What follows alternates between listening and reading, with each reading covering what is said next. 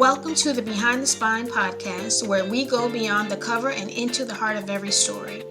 I'm Latoya Guillory, certified master mindset and author coach and founder of The Intentional Author. This space is for writers, authors, and creatives who are ready to move past fear, self-doubt, and perfectionism and step fully into their purpose. Here we talk about the real journey of writing and publishing, the mindset, the discipline, the lessons, the breakthroughs, and the stories that don't always make it onto the page. Each episode brings you honest conversations, practical strategies, and powerful encouragement to help you write with intention and publish with confidence. Show up boldly as the author you were created to be. So grab your notebook, your favorite drink, and a quiet moment for yourself. Let's go behind the spine and into the story. Lainey Robinson is a woman fiction author who writes faith-based, small-town stories centered on hope, healing, and meaningful relationships. Born and raised in Carencro, Louisiana, she draws inspiration from close-knit communities and the beauty of everyday life. Lainey is a wife, a mom to a young daughter, and a proud owner of 6 fur babies. When she's not writing, she enjoys creating stories that point readers toward grace, redemption, and the quiet strength found in faith and family. Well, hello, everyone. Thank you for joining me today. I am Latoya Guillory, the Intentional Author. I am bringing to you the Behind the Spine podcast with my special guest, Miss Lainey Robinson. Lainey, how are you doing today? I'm great. Thankful to be on the podcast. Well, I'm glad that you are here. I'm excited to get to know you and all of the things that you are doing. Lainey has been a writer for so many years. And so tell us a little bit about your books and what got you started. So, my first book, Motherhood Interrupted, was just a journey about infertility. I went through infertility. My husband and I went through it for about 11 years. Wrote a book, decided like I was going to let God lead me to wherever he needed to lead me. So, at the end of the book, I ended up adopting a little girl, which was absolutely insane. But that was my first like nonfiction book. And then God told me that I was going to write a book series and it was going to be fiction, like women's fiction. And I was like, there is no way I'm about to write fiction because I don't know characters. I don't know like how to format that kind of stuff. And when God tells you you're going to do something, you got to do it. And so I started it when my daughter was born. And then 5 years passed and she was still here. And I was like, nowhere closer. I had only written 2 chapters and God told me now's the time. So I wrote it. And then, surprise, surprise, God ended it on a cliffhanger for me. So then I had to write a second book for it. And then from there, people kept asking me, like, what's going to happen next? So I was like, there's the series. So that's where we are. I'm Yeah, currently writing book 3. So, that's awesome. And so the first part of that series, which book is that? Is that The Other Half of Home or is no, that the first Baby one for is A Christmas? Baby for A Christmas. Baby for Christmas. Oh, I Yes. love that. So infertility, that's a lot, um, what a lot of women deal with, nowadays. So Yeah. would you say that is like in that whole journey, 11 years is a long time to deal with infertility. What was the hardest part as you're writing this book? What was the hardest part of writing, going through all of that? It's being vulnerable. It's telling people like, hey, I went through this, but my story is not your story. You're going to go through it completely different emotions than me. One of the things that I write about in Motherhood Interrupted is that for a Mother's Day service, when somebody went up and said they finally had a baby after so many years of infertility, my mom and my sister was like, look, that's you. And I kept telling them like their story is not my story. And Yeah. so the way I would always look at it is their Isaac would be my Ishmael, you know? Mm, So it was like I couldn't look at those and say, like, yeah, I'm going to have that. It is hopeful, but at the same time, you know that it might not happen for you. And so when I yeah. was going through Motherhood Interrupted, it was more along the lines of finding God through infertility. It wasn't telling them you're going to be fine. It was telling them it's okay if you're not, you know? Yeah. And that's good because a lot of people don't want to talk about that. Yeah. Um, we live in a world where prosperity gospel is a thing. Oh, You have yes. pastors who are life coaches and all these different things, right? And it's like just give me the real Jesus. Like, Yeah, tell me I'm not going to be okay all the time, and that's okay. I mean, Job was not right. okay for a long time. Oh, You yes. know, giving up your son, was it not Isaac?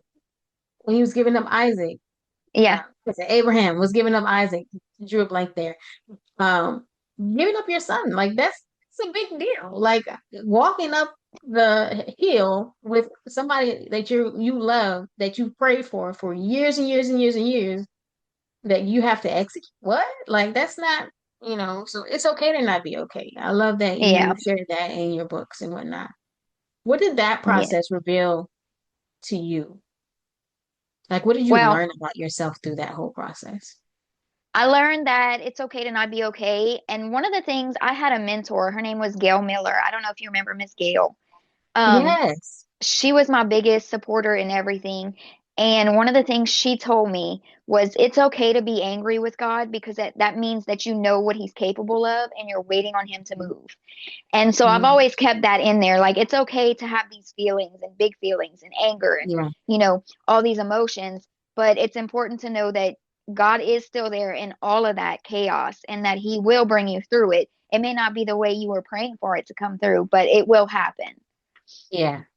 Was there any part in that where you were like, I can't do this. I'm not going to be a writer. Like, this is too much. Like, Oh, infertility every is heavy. day. Yes. Every day I'd write a chapter and I'm like, this is terrible. Oh my gosh, this is crazy. And the more I would write, the more I'm like, God, this is not me. I'm a Cajun.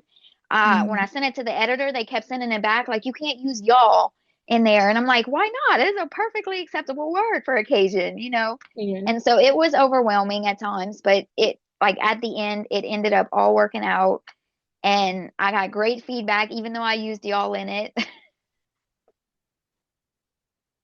Big proponent of y'all. Like, I'm a big proponent of being your authentic self, right? Because Yes. you're like you said, you're Cajun. You're from Carencro, Louisiana. For those of you that are not familiar with Louisiana, it's a little pocket, little community right outside of Lafayette. It's a really cute community. But you're from Carencro, and so there's a certain culture, a Carencro culture, a Louisiana culture. And so I'm very big on being your authentic self, right? And so that's what people want. They don't want this fake, you know, filtered version of you. They want your authentic you. And so how was that? Like, you talked a little bit about the editing process, but editing is a big deal when it comes to writing books and all that kind of stuff. How was your editing process for you? It was a little rough, like rocky at Mhm. times, because like I said, I was never a writer. I was an avid reader, but I wasn't a writer. I've never like ventured into writing. I never took workshops. So writing the book, it was like when they'd send me back something and they're like, you need to format this. I'm like, format what? I don't understand. Mhm. And so they would send me back stuff like little things like fixing the word y'all, or sometimes I would talk about boudin. They had no idea what boudin was, Mhm. so I had to change the whole. Actually, I actually got rid of the word boudin because nobody knew what it was. So I had to rewrite a whole chapter because I was having such a hard time with the publisher understanding it. So Yeah. I was like, okay, well, I guess I got to redo everything. And that's what I ended up doing. Now I kick myself in the butt for it because I'm like, I should have Mhm. just stayed true and said, you know what, you may not understand, but people around me do. But, Yeah. you know, And where did you find your editors? so when I went with what they call vanity publishing the first time Hmm. because I had no idea what I was doing. Right. And so for Motherhood Interrupted, I was chosen by Christian Faith Publishing. I paid them and they did pretty much everything. Now, what I will say, it was great opportunity working with them, but like there were a few, because I'm a new author, I had no idea that I could choose my book cover. And so when they sent me something, it wasn't something I would have chose. But I was like, Mhm. okay, well, I guess they know best. So I just let them do. So now I got the rights back to my book. So now I'm currently re-editing it and doing a new cover for it, the one I originally wanted. So, but they were great with helping me align with everything. But also, like, I found some things that now that I self-publish, I understand a lot more. What made you decide between traditional publishing and self-publishing? So with the traditional publishing that I was going with, um, they did everything. However, they don't do the marketing. And I felt like that was where I Mhm. was having an issue anyway. And so I was like, I can actually do everything on my own. I have a sister-in-law who does editing for a lawyer's office. And so she also transcripts from court things. And so I figured she would be perfect to edit things. So she did that for me. My dad also reads through, he likes to read. So he edits for me. But the self-publishing thing came when I realized like it doesn't have to be an act of Congress to find a publisher and to get your book out there. If people want to read it, you put it out there and they'll buy it regardless of who you're Mhm. published by. Absolutely.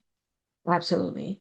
I find that traditional publishing, yeah, they do a lot. But there's nothing like that homegrown grassroots for me, Yeah. especially because most of the time your family and your friends are going to buy from you first, right? Hmm.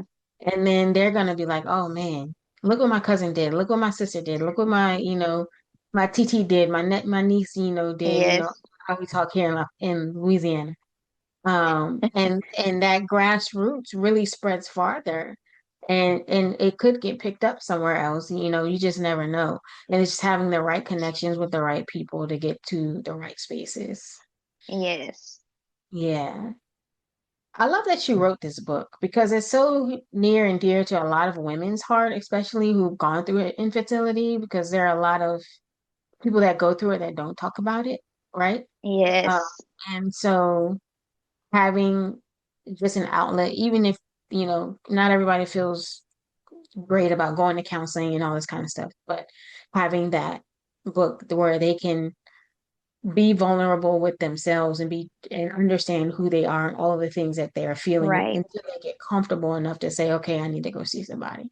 You know, Yeah. that that is a helpful tool for those types of people.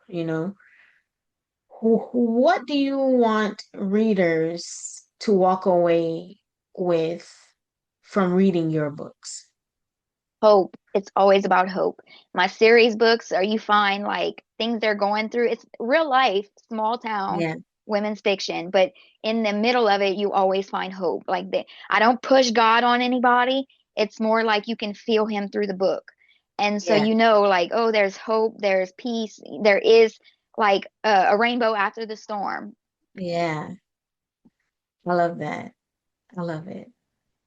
If there was a part of this process, this writing process that you like, man, I wish I would have known this now, like I know it now, or I can help somebody else when they're writing their book or if they need some advice on whatever, is what would that be? Ooh, there's so much. But Yeah. I think for a lot of people, they write the book, but they don't know what to do after. And I feel like if more people knew that you could self-publish on Amazon, and you can literally publish for nothing. I mean, you want to pay something, but I think when you first start off and you just want to get it out there, you can publish it for nothing and get on there and have your books read and made for you. But one of the things I always say is one thing I wish I would have known from that first book is like, yes, you can do it for free, but you also need help in marketing. And that's where you're going to spend that money is marketing. And it's good to get people to see your book and get it out there. Now, if you're just wanting to publish to get it out there, like just to a few friends and family, then yeah, Amazon, KDP is perfect for that Yeah, self-publishing journey. But if you want to really write and make a business out of it, you need to find people that are going to be in your corner to help you grow. yeah, absolutely. Who would you say, and you've published about 3 books now, who would you say is KDP like your only avenue that you publish through, or are there other ones that you're like, man, you should try this one too? So I published through KDP just because I knew the platform. It was easier to format. I tried in Ingram. I think that's what it Mm-hmm. is, Ingram. Yep, I've Ingram. tried because they do bookstores and stuff. But the formatting for me, I think I had showed you one time Yeah. that it just wouldn't come out right. And it got so frustrating that I was like, I don't want to do this no more. And so I just stuck to KDP and I'm doing well on it. It's just like trying to get it out there is the hardest. I am not a big social media person. So Yeah. I have the hardest time like being available to people on social media. I try, but I fail. Yeah. Same. And now I'm getting, oh, you need to be on TikTok. And I'm like, I'm just really, do I have to do TikTok? Like, I'm not a TikTok person. I'm really not. But thankfully, there are avenues in town that will help me do that for me. You know what I mean? Yes. There's so many marketing influencers and whatnot in town that you can tap into that'll help you do that and market your books that way. So that might be Yes. worth looking into. Um, all right. So what encouragement would you give someone who is like, man, because I hear this a lot. I have been wanting to write for so long and I have absolutely no idea where to start. I don't know if I can do this. I don't know if I should be doing this. Where do I go? What do I do? Who do I talk to? What encouragement would you have for those people?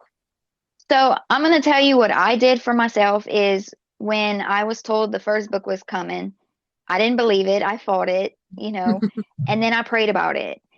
And I felt like God was leading me there. For the next book, I prayed about that. And then from there, I thought, okay, God, you open the doors that lead me to where I need to be.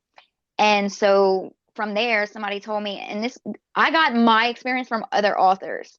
So I think if you join these author groups on TikTok, Facebook, Instagram, wherever you go for social media, but when you join these, there are a lot of authors that want to help other authors succeed.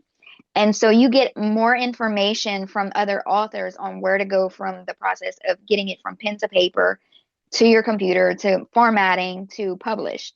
And so that's where I leaned into is the social media aspect, other authors who are willing to, go above and beyond to help other authors succeed. Well, and that's one of the things that kind of tugs on my heart too, because you see that.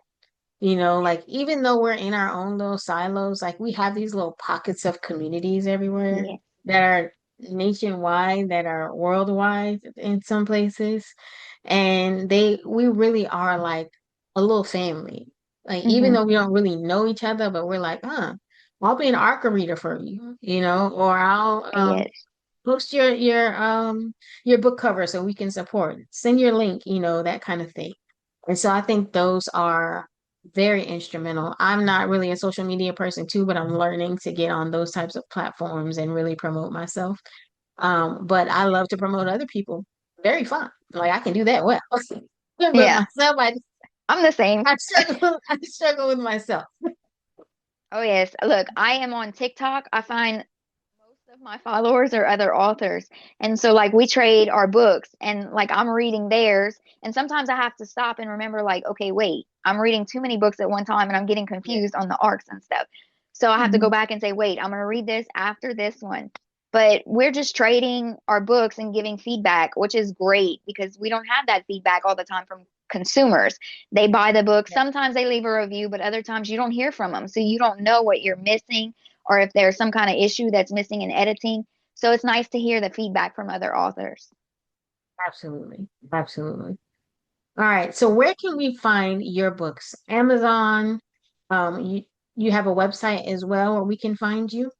I do. I mainly go through Amazon, but I have a Facebook page that has all of my links to everything. So you can go to Lainey Robinson, book author, on Facebook, and I am there with all of my stuff. Look, I'm gonna tell y'all, I'm sometimes absent from there. I post maybe once a week because I forget. Again, I have a 5-year-old, so I'm always busy. But yeah, everything's on Facebook. Is That's where I mainly do everything. Awesome. Well, Lainey, it was so good to talk to you today and get to know you and your writing process. I am thankful to have you on the podcast today, and I look forward to seeing what you do next. As we celebrate Women's History Month, I've been reflecting on the women who have made space for us. The women who dared to write, the women who dared to lead, who dared to build systems when systems were not built for them. Because of them, we have the privilege and the responsibility to build boldly. If you're listening to Behind the Spine, chances are you are a visionary, an author, coach, and founder, a woman with something to say and something to build. But here's the truth: legacy was never meant to be built alone. This is the season to step into higher rooms, strategic rooms, rooms where women are not just talking about ideas, they are scaling companies, securing partnerships, expanding revenue, and building generational wealth. That's why I'm inviting you to join me in Entreprenista. This community is for women founders who are serious about growth, visibility, and ownership. Women who understand that collaboration is not weakness, it's strategy. If you're ready to expand your circle, if you're ready to elevate your business thinking, if you're ready to continue the story that women started before us, click the link in the show notes and join me inside Entreprenista. Women's History Month is not just about honoring the past, it's about deciding how we will build the future. And I want to build that future with you. Thank you for spending this time with me on the Behind the Spine podcast. If today's episode spoke to you, take a moment to subscribe, leave a review, and share it with your fellow writer who needs the encouragement. For more support, resources, and ways to work together, visit theintentionalauthor.com and connect with me on social. Remember, your story matters, your voice is needed, and your book deserves to be written. Until next time, stay intentional and keep writing.